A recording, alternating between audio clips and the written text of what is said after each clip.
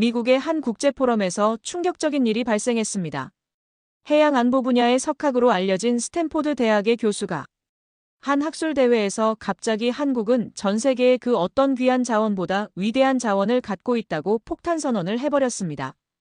한국은 더 이상 고립된 반도국이 아니었습니다. 세계와 연결된 해양 네트워크의 중심이 되었고 석유보다 귀한 자원이 있다면 그건 바다입니다. 한국은 그 바다를 가졌습니다.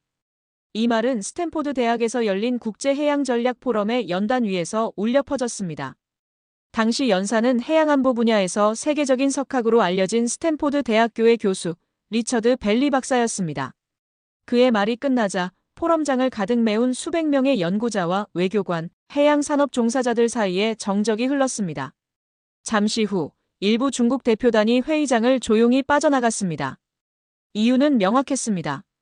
해양 접근성이라는 단어가 단지 무역의 통로를 넘어 국가 생존의 결정적인 열쇠로 떠오르고 있었기 때문입니다. 그것은 자원을 소유한 나라보다 바다에 연결된 나라가 미래를 주도한다는 선언이었습니다. 그리고 바로 그 중심에 한국이 거론된 것이었습니다. 한국은 천연 자원이 거의 없습니다. 땅속을 파도 석유도, 천연가스도, 귀한 광물도 나오지 않습니다. 세계 최빈국이던 1960년대, 한국은 땅만으로는 살아갈 수 없는 나라였습니다. 하지만 그들에게는 바다가 있었습니다. 동해, 남해, 서해 세 방향으로 열린 바다는 단순한 자연환경이 아니었습니다. 그것은 생존의 통로이자 성장의 문, 그리고 세계로 나아갈 수 있는 유일한 다리였습니다. 한국의 항만들은 수십 년간 조용히, 그러나 확실하게 무역을 일구며 국가를 일으켜 세웠습니다.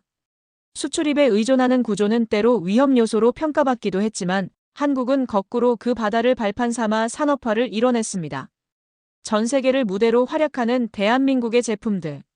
스마트폰, 자동차, 선박, 반도체 이 모든 것의 공통점은 하나입니다.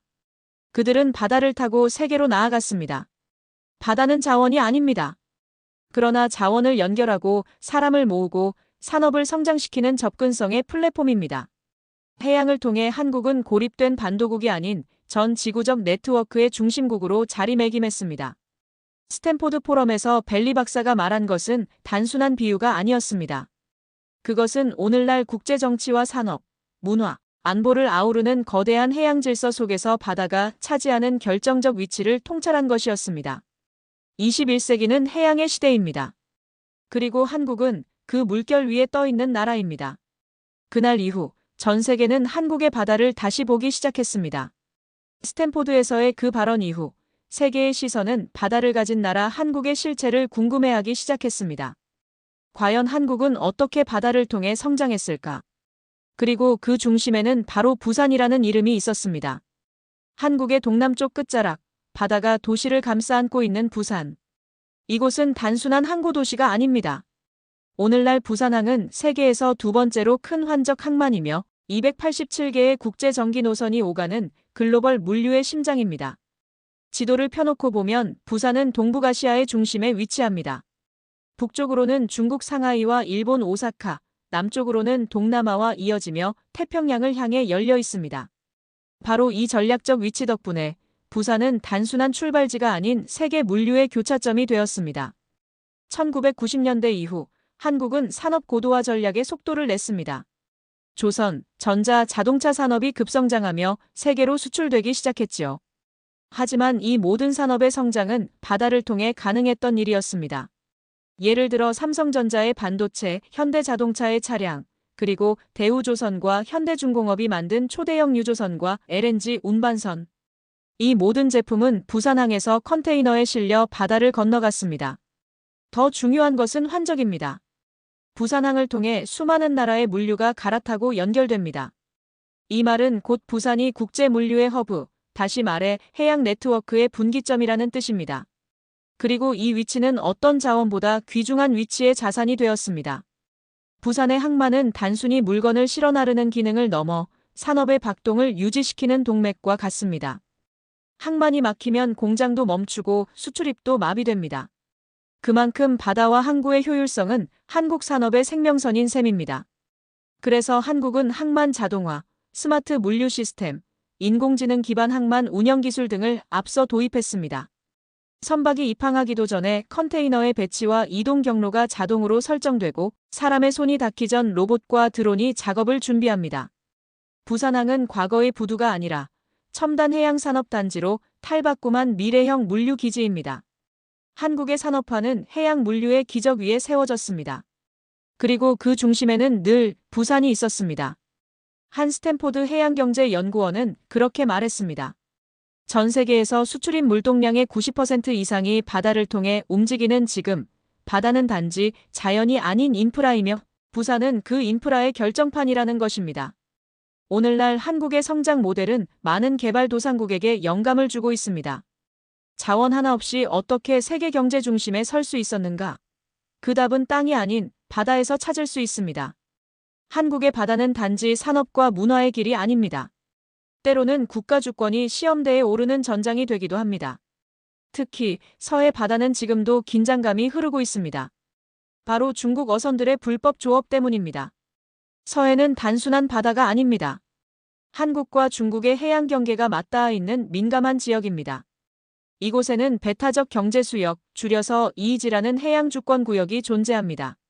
각 국가는 이 범위 내에서 어업 자원과 해양 생물에 대한 독점적 권리를 갖습니다. 하지만 매년 수백 척의 중국 어선들이 이 경계를 넘나듭니다. 그리고 한국 해경은 목숨을 걸고 이들을 막아내고 있습니다.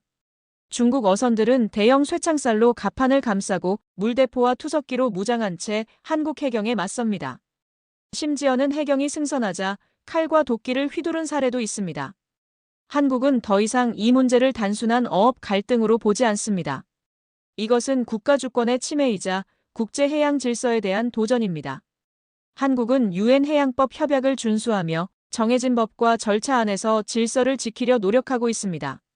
하지만 중국과의 외교적 마찰은 쉽게 해결되지 않습니다. 중국 정부는 자국 어민의 생계를 이유로 적극적인 제재를 피하고 있으며 한국은 국제사회에 문제를 제기하면서도 신중한 외교 전략을 유지해야 합니다. 그 사이에도 서해는 여전히 고유한 전장이 되어갑니다. 무력 충돌 직전까지 간 사례도 여러 차례. 한국 해경은 피로감과 위험 속에서도 매일같이 바다를 지킵니다. 본선. 좌현으로 접근. 불법 조업 의심됨. 진입 준비 완료. 투척 주의. 승선팀은 안전 확보하라. 이 소리들은 한국 바다의 하루를 대변합니다. 우리가 생각하는 바다는 푸르고 아름다운 곳일 수 있습니다. 하지만 어떤 이들에게는 국가의 생존과 법 질서, 자원의 미래가 걸린 곳입니다. 서해는 그 경계입니다. 국가 간 갈등과 협력, 생존과 주권이 교차하는 21세기 해양 갈등의 상징. 이 작은 바다 위에서 한국은 작지만 단단한 해양 질서 수호자로 살아갑니다. 스탠포드 국제학술 포럼에 참석했던 한 학자는 이런 말을 남겼습니다. 21세기의 전쟁은 총칼이 아니라 경계 없는 자원의 전장에서 벌어집니다. 그리고 그 전장은 바로 바다입니다. 한국은 그 전장에서 법을 지키며 싸우는 작은 해양 강국입니다. 이 싸움은 단지 오늘의 문제가 아닙니다. 미래 세대의 바다를 지키기 위한 싸움입니다. 1960년대 한국. 이 나라는 전쟁의 잿더미 위에서 시작해야 했습니다. 1인당 GDP는 $100. 세계에서 가장 가난한 나라 중 하나였습니다. 그런 한국이 어떻게 지금의 세계 10위권 경제 강국이 되었을까요? 그 중심에는 바다가 있었습니다. 우리는 자원이 없다. 많은 이들이 그렇게 말했습니다. 그러나 한국에는 세 개의 바다가 있었습니다. 동해, 서해, 그리고 남해. 이 세 방향으로 열린 바다는 한국에게 산업화의 길을 열어준 창이었습니다. 1970년대 박정희 대통령은 수출이 살 길이라고 외쳤습니다. 그리고 바다를 따라 수출 주도형 산업화 전략이 시작됐습니다. 그 결과는 놀라웠습니다. 조선업, 자동차, 전자, 석유화학, 그리고 오늘날의 반도체와 배터리 산업까지. 이 모든 산업이 바다를 통해 세상으로 나아갔습니다.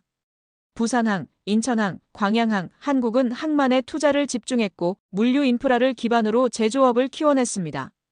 지금도 이 항만들은 세계 주요 무역의 중심에 서 있습니다. 특히 부산항은 세계 2위 환적 허브로 전 세계 287개 도시와 연결되어 있습니다. 바다는 단지 교역의 수단이 아니라 산업을 가능하게 한 숨겨진 엔진이었습니다.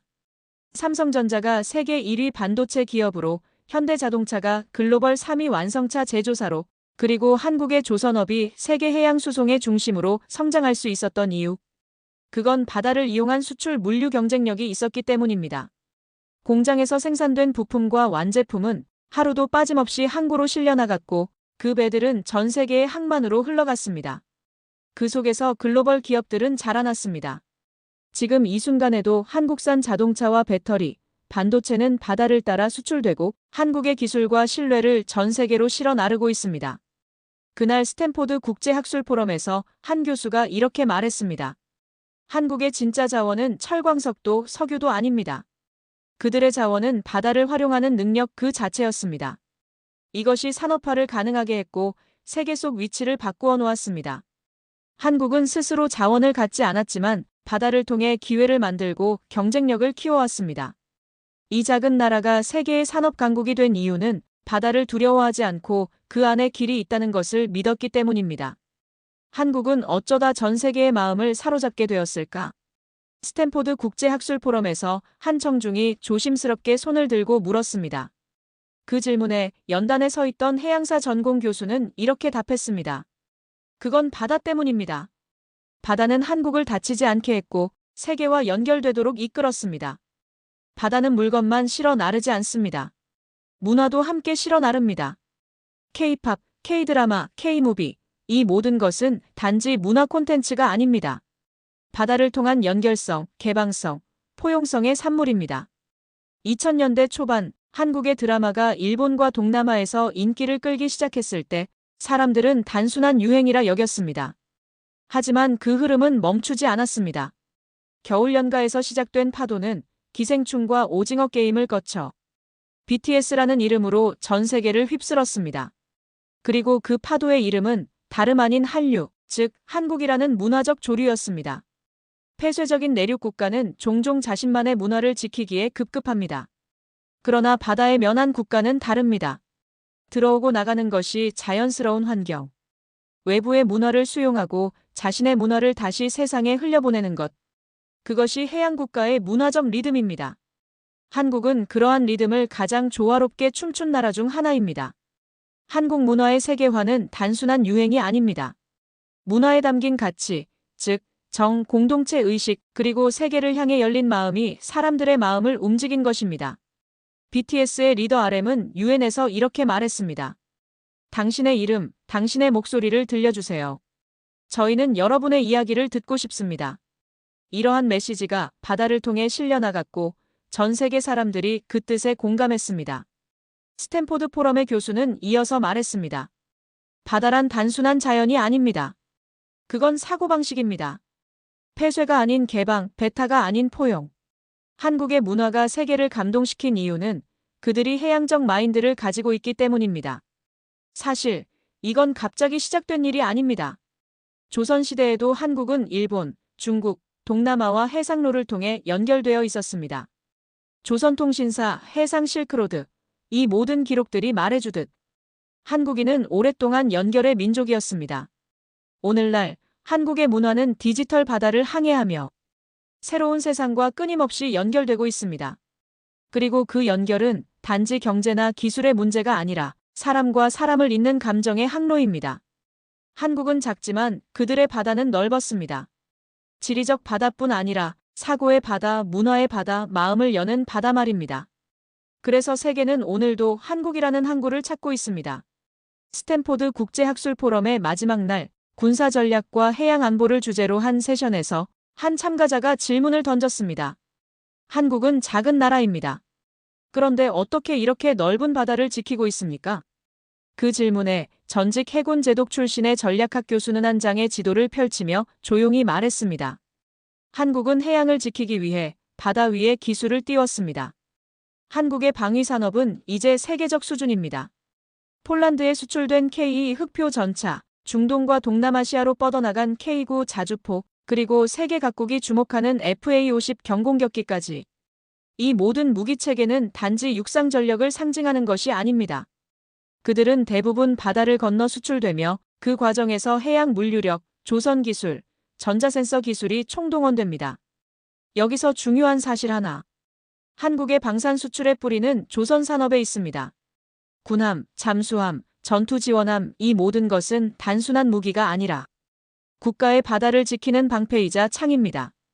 조선업 강국으로서 축적된 기술력이 방산 산업의 기반이 되었고 이제는 한국의 전략 자산으로 세계 무대에서 빛을 발하고 있습니다. 한국 해군은 단지 영해를 지키는 존재가 아닙니다. 그들은 국제 해상 작전에도 적극적으로 참여하고 있으며 UN 평화유지 활동이나 소말리아 해역의 해적 소탕 작전 등에서도 세계의 파트너로 활약하고 있습니다. 이러한 실전 경험은 한국 방산 기술의 신뢰성을 더욱 높이는 계기가 되었습니다. 21세기의 바다는 단순한 교역로가 아닙니다. 디지털 케이블이 지나고 에너지 수송로가 놓이며 군사 전략의 핵심축이 되는 공간입니다. 한국은 이 점을 정확히 간파했습니다. 그리고 국가 전략의 한 축으로 해양 안보와 방산 수출의 결합을 택했습니다. 오늘날 대한민국의 전략은 세 가지 축 위에 세워집니다. 1. 첨단 제조 기술력. 2. 해양 운송 조선 산업. 3. 전략적 외교와 군사 협력.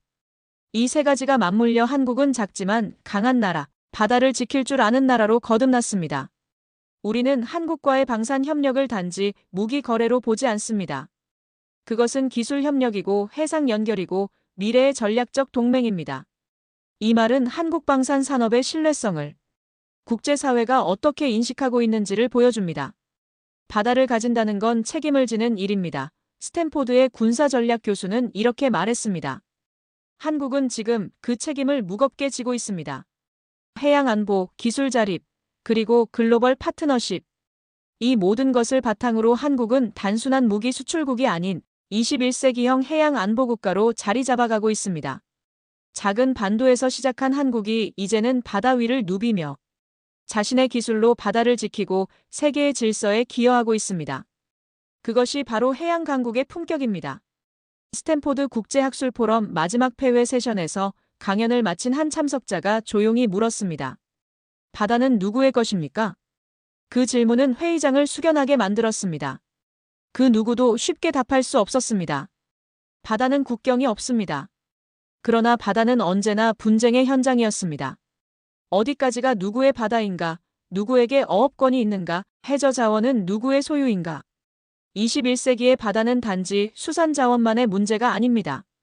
생태계, 안보, 무역, 그리고 지구의 미래가 걸린 공간입니다. 우리는 지금 바다를 잃고 있습니다. 한 해 평균 1,100만 톤의 플라스틱 쓰레기가 바다로 흘러갑니다. 해수 온도는 상승하고 산호초는 사라지며 어류 개체수는 급감하고 있습니다. 그리고 이 위기의 한가운데에서 책임 있는 해양국가로서의 한국이 주목받고 있습니다. 한국은 어획량 제한, 금어기 설정, 해양보호구역 지정 등 구체적이고 지속적인 해양보호 정책을 운영하고 있습니다. 대표적인 사례가 제주 차귀도 인근 해양보호구역입니다. 한때 불법 조업과 남획으로 몸살을 앓던 이곳은 정부의 지속적인 관리와 지역 어민들의 협력으로 다시 살아나는 바다로 변모하고 있습니다. 바다는 한번 망가지면 회복까지 수십 년이 걸립니다. 한국은 이제 단지 이용자가 아니라 지키는 국가가 되어가고 있습니다. 한국은 UN 해양법 협약을 준수하며 국제 해양 질서를 지키는 데에도 적극적입니다.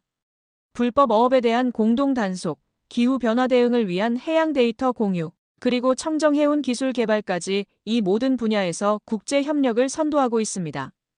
특히 탄소 배출 저감형 선박과 친환경 조선 기술은 지속 가능한 해운 산업의 모델로 평가받고 있습니다. 한국은 더 이상 바다의 변두리에 머물지 않습니다. 이제는 해양 질서의 수호자, 지속 가능한 해양 경제의 설계자로 국제사회에 자리매김하고 있습니다.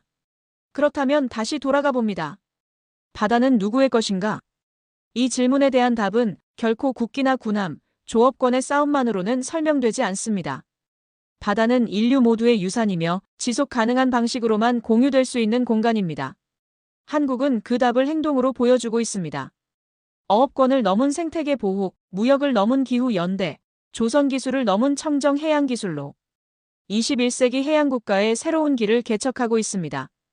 이제 우리는 압니다. 석유보다 귀한 것이 바다라는 말의 의미를.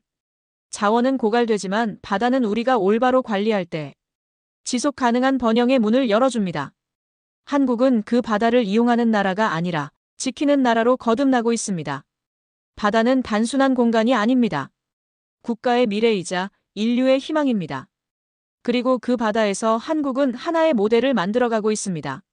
미래의 자산은 땅이 아니라 연결입니다.